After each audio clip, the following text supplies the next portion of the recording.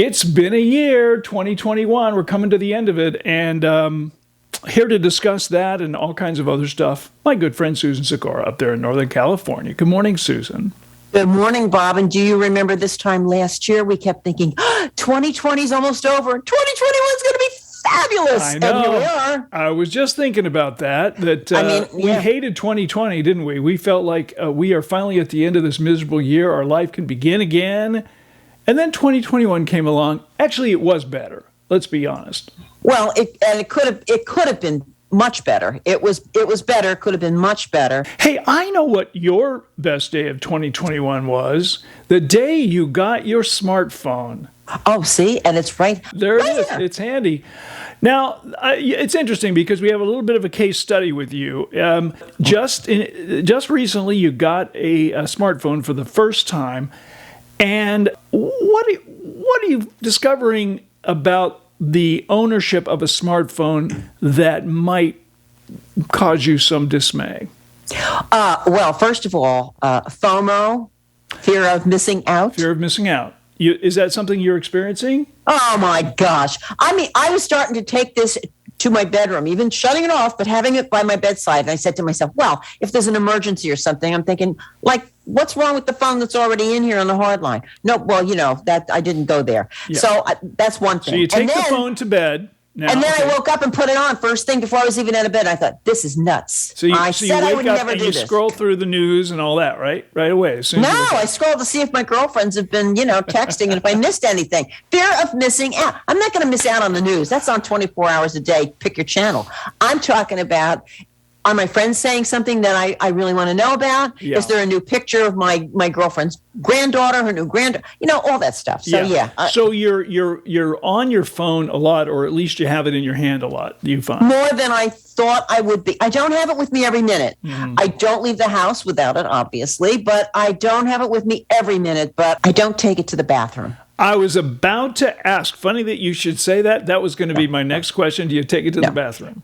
No. Because I've had people call me, even not just on cell phones, but even on when there was a wireless phone that you could take in there that was bigger. And I knew they were in the bathroom, and I wanted to say, could you call me back when you're finished doing what you're doing? You can tell the sound is different when someone's in the bathroom. Of course. Right? And I thought, remember that when you're tempted to take it in there. And if you want to just read something and you don't want to talk to somebody, it can wait. It can probably wait. It probably can. That hasn't changed. If you're on the phone with somebody and you hear the flush, that's probably the worst. That's somebody who's really clueless. All right. Well, maybe one of the things you scrolled across on your phone this week as you were obsessively clicking through the news was this item about this Arkansas waitress who was fired after she got a $4,400 tip. Did you see that? Did you see that video? Well, I saw it when you sent it, when you called my attention to it. I was busy talking to my girlfriends on Zoom. Okay. But I did see it. I read the piece. What happened was a group of real estate agents got together at a restaurant and they had their lunch, and then they all put in like $100. It was a big group. And they came up with $4,000 to give to this waitress who they like. It turns out the restaurant has a policy that you're not that tips over a certain amount have to be split among all the staff that works there at the restaurant. Mm-hmm. So it was a sad situation. She didn't get the money. We are kind of lording this power over these minimum wage employees who are doing their best to do a nice job. And I think the argument has always been, well, they won't try very hard if they just know what they're going to get paid. But if we dangle some money in front of their faces, then they'll try harder to bring our water out faster. What are your thoughts? I don't think that I hate that position, first of all. Yes. And I also think it's very, well, I know whether, I'm going to make you work harder or not for me. I don't know. That just smacks of nastiness. I think the source of the problem is the fact that they're making so little money. In this piece, it said they were making something like $2 and change an hour. I didn't even know that was legal. Well, in Arkansas, the way it works in Arkansas, the minimum wage is $11 an hour, but restaurant workers can be paid $2.63 an hour. Why? because they're being tipped. And so if they get the 20% tip on top of the $2.63, it should theoretically bring them up to the $11 an hour. We assume they're getting $11 an hour as a base rate, right? And then we give them a tip on top of that as a courtesy. I don't think a lot of people realize that if you don't tip them, they could end up with just chump change in their wallet. Right. And we don't actually know how much they're making. But on the other hand, have you ever gone into a restaurant when somebody says, "Hi, I'm Susan, I'll be your waiter." And you say, "Hi, Susan, how much do you make an hour?" I mean, you're not going to have that conversation. You'll that never have happen. that conversation. No, and they're not, that's pretty nosy anyway. And of course, anyway. It varies from place to place to place. And it's all a result of this system that we have, this, I don't know, what do you want to call it? I'll tell you what it is. It lets the employer off cheap. That's exactly right. Here's what I'd like. If I go into a restaurant, put your prices up, add 20%, whatever right. it is, and then just say no tipping because they've taken care of that. Yes. And then the people who really like to do this and are paid well and are good at it, they're going to be working there, and the others will not. I mean, I was a waitress for 2 weeks in my life once. This is a million years ago at the Jersey Shore. I was disgusting at it, let me tell you. What, you want the potatoes at the same time as the meat? I can't get all the, here's your dinner, I'll get the other 3 later. I mean, I was bad. I was really bad. I didn't like it. It was hard to do. It's hard work. But it was your boss's responsibility to either discipline you, change the way you're doing it, or fire you, not the customer, right? I mean, it shouldn't be the customer's job to either keep you working or not. Yeah, well, yes, that's right. I mean, look, if you're really screwing up everything and they're getting a lot of complaints, then that is going to resolve in probably you're being either told about it, corrected, you make the correction, or you're fired. Or you're going to quit because you're saying, "I'm screwing this up, I'm not having any fun, and I'm not making any money, I'm out of here. I'll go find something else to do." There are a lot of injustices in the restaurant business. I mean, when you realize that at fancy restaurants, the cooks, the people who are making this beautiful meal that you're eating, this very expensive meal that you're eating, make half of what the person that brought it to the table makes. Really? Are you talking about cooks? You're talking about the chef. Because the chef gets paid well. Because of tipping. When you go to a fancy restaurant and let's say it's a $300 tab, and you have to cough up 20% on top of that at least, and a lot of rich people like to, look even better than that.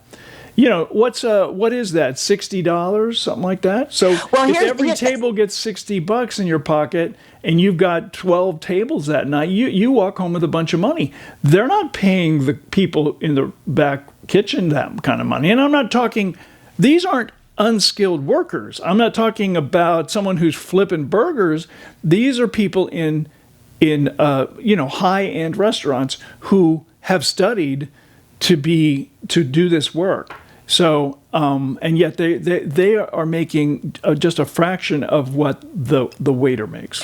Look, the bottom line with all of this, you have to be on your feet. You have to move fast. You have to do the right thing. You can't screw up whether you're making the meal or whether you're serving it. And you have to pay them better. That's all. Just pay them. Right. You know what? When I go out to a restaurant, if my friends say to me, "Let's go to here for lunch," okay, the first thing I think of is, and I always round up, I think, how much am I going to spend for lunch at that restaurant? Okay, I round it up, and let's say if it's $40, if it's a high-end restaurant, or it's 20, then I figure, okay, that plus tax, and then add 20% in general. And if I can't afford that, then I don't go.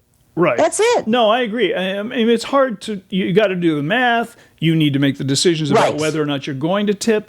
This isn't fair to the hardworking wait staff, because they are at the mercy of the people at the table. That's all I'm saying. And I do not go to a restaurant. I go to a restaurant to eat and to maybe enjoy a meal with friends. I do not go to a restaurant to do math problems. I did that in high school.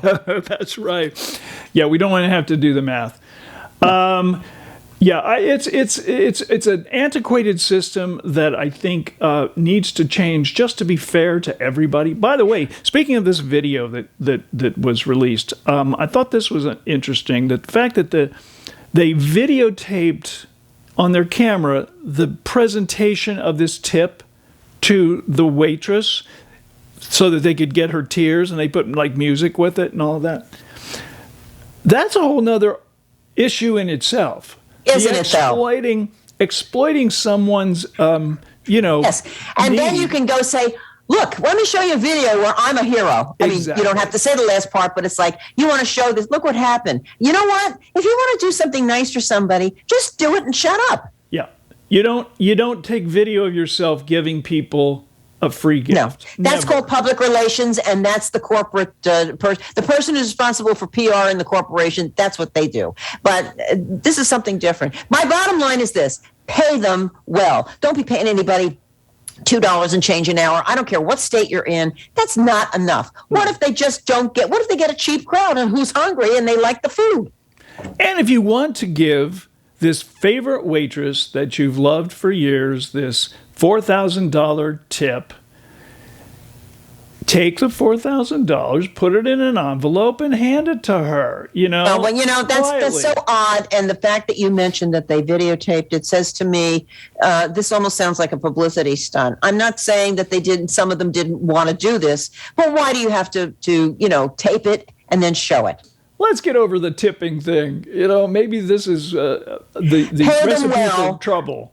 Increase your prices. We're never going to do this. But if they could get rid of the tipping, then increase the prices so that you can pay your people, and then nobody has to take out a calculator at the end of the meal when they're half in the bag from drinking too much wine to wash it down. So I don't Absolutely.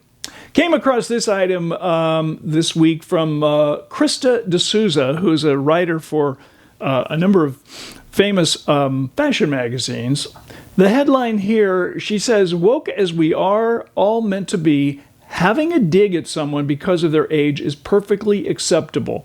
Oh, yeah. By being, quote unquote, perfectly acceptable. It seems that even though we're trying to not discriminate against each other, when it comes to age, we're perfectly willing to twist the screw on each other. Most of us think we have a master's in political correctness by now, and almost we do. We at least know it. Some of us don't act on it, but many of us do. Okay. And, the bottom line of that, too, is I've heard people say, well, this is annoying. I don't want to have to think about what I say every day. Why not? Put yourself in the place of the other person. Does it hurt? Well, the same thing is true for ageism. Ageism is out there, and it's okay. It's a big joke, It's a big joke, right? Yeah, Everyone laughs about how old you are. They're trying to be nice, but they can be accidentally unkind. Have you ever heard someone say to an older person, "Hey there, young lady"?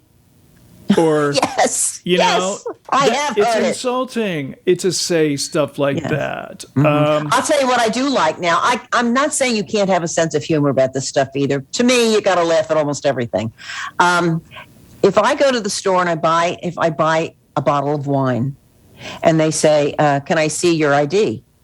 I always go, "Thank you. Sure." Yeah. Or sometimes I'll buy the wine and it'll have a sign there saying that, and I'll be the one that, moves the card here, and I'll say, "Don't you want to see my ID?" Now, if somebody's got a sense of humor, they'll laugh, and usually they do. But I don't do this all the time. Now, this is interesting and worthy of discussion. Mm-hmm. It's a self-deprecating joke that you're making. Probably, yes. And the question would be, while funny, is it over time a little bit hard on you if you're that conscious of it? No. I do it. I didn't do it when I was maybe 50, but it's obvious I'm over 18. But I think it becomes different when again the comment that you quoted Elon Musk to Bernie Sanders, who, by the way, I happen to be a fan of, and so he really picked the wrong person, because I think that guy's he's also not a fan of Joe Biden, of course, and he said he believes that we need to lower the acceptable age for running for president, so it's just under 80, to make sure. And how old is Elon Musk? I would guess I don't know. I would guess he's in his late 40s, probably. I bet he's even older than that. And he's going to, he's going to be 80 in 15 minutes. Let's talk briefly about the concept of setting an age limit for the president of the United States to be eligible. Obviously you have to be over 35 to be president. Right. Should there be a top age? You have to be under a certain age to run. So should there be a limit? No, because I think, this is kind of I don't think many people who are 90 are going to do that. I mean, there are people who run too long in Congress, and I think at some point they have to realize it's time. Well, I guess the root of the question... Wait. I think it depends on how alert and sharp you are and how energetic you are. Do you have the energy to do the job, and do you have the mental acuity to understand what's going on? Well, and I guess who decides that? The voters decide that, right? That's so right. if you want to run and you're 80... and then the voters can decide whether you are up to the job or you're not. What we've discovered is it's really easy for someone who has serious mental issues to make it all the way to the White House. And that's not safe for us. What are you trying to say, Bob? Listen, let me tell you, I think that's why you have debates. That's why you have a campaign, not to see who can put the glitziest ads on TV. That's a good editor, okay, and a good videographer. I'm talking about, can you handle yourself in a debate? Can you think on your feet? Do you know the issues? So that's the way it works. That's the way democracy works. That's the process. And you know what? It's also, listen, you can have all of these things, and you can get information on this all the time. I mean, I keep up with my girlfriends, but there's people who go to this right away for news. And you've got to go to news also. I will say this. You've got to go to news on both sides so you understand what the other side is thinking. Mm-hmm. You really do. Yeah. If you keep up with that, you'll make an informed decision. It's not to say that you won't decide on somebody and then it turns out to be a big mistake. Well, ageism is a real thing. There's no question about it. And I will say that I think that many of us impose it on ourselves just as much as other people do it to us. It's sort of like if you're overweight and you make fat jokes about yourself, it's a way of deflecting any kind of criticism that you perceive is going to come to you before they do it to you, right? You say, oh, I'm getting old. Oh, I'm so old I can barely drive. You whatever it is you do, it's not good for us. We shouldn't make jokes about aging at our own expense. Yes, because that signals to the other folks that it's okay. No one intends to be cruel with any of these jokes, even fat jokes. No one's trying to. They're saying, well, he knows he's fat. I can make a joke about it, and no one's going to get hurt. Well, it's the same way with age. I know I'm older. And I don't need someone telling me that. And I realize now I shouldn't be making old jokes about myself. Well, the other thing, too, is that people don't like to say their age, and I think they have to get over that. I have a friend of mine who has she has a big event once a year, and she had to do it on Zoom this year, the Age March. Her name is Barbara Rose Booker. And we should have her on sometime, maybe as a guest, just to talk to her. But she talks about this all the time. She says, say your age. And I believe in it, but I was a little nervous to even actually do that at that point. And I thought, what's the difference? What is the difference? But when you say it, just say it. Don't say it like, you won't believe it, I'm 67. Oh, can you believe it? It should be, sure, it's a fact. You should accept it. This is just a fact of life. Now, when you say it, I think a lot of that junk can go away, or it's not as... Well, then you can be proud of where you are, and you're owning it, and you're happy about yourself. Yeah. I mean, I think people should stop going away. And also, the other thing too is on the resumes. Now, this doesn't affect people if you're retired so much anymore. You figure, you know what? I don't really care if you know how old I am. If that's all you're deciding on, you need to look at the whole picture, and you're not. So you're probably not somebody I want to work for or with. Yeah. I mean, that you have to look at that. The job hunt thing is certainly an issue. I think that started a lot of the ageism. I really do. Do you think you should say to someone, fueled it. You're remarkable for your age? No. Yeah, that's a problem. No. Yeah. You look great. Say you're remarkable. Or you're remarkable, and who can believe it? I mean, or if somebody said, well, I just turned 85 or something, then you might say, wow, if it's someone who's written a book. And I mean, I don't know. I just, why do you have to comment on the age? I know. That's how old they are. That's going to be my New Year's resolution, actually. And that is going to be to stop thinking about my age as much as I have. I'm as guilty as anybody of deflecting it, trying to make a joke about it, and obsessing over things that aren't fair anymore when you're older, and it's not fair because I'm older. Well, I'm going to get over that in 2022. That's going to be my New Year's resolution. How about that? I think you have to make peace with it. I think you can look as good as you want. I remember a time when I thought, oh, for sure, when I'm in my 60s, I'll go get a facelift. And I thought, no, I'm not going to spend money and time on that necessarily. This is my face. That's it. My face. Would I go out without but again, lipstick? It's great as long as you can just say, this is my face, but you don't have to make a joke about how bad your face is. Like, oh, I can't do anything with this face. I'm 67 years old. Well, you're 60. You're 68. You don't have to live in self-deprecation mode all the time. Exactly. That's a great thing to say. That could be your thought for the day. What is your thought for the day, by the way? That's my thought for the day. No, my thought for the day is if somebody is working in a restaurant, I don't care where, in the food industry, it's hard work. I only lasted 2 weeks as I sucked at it. And pay them well.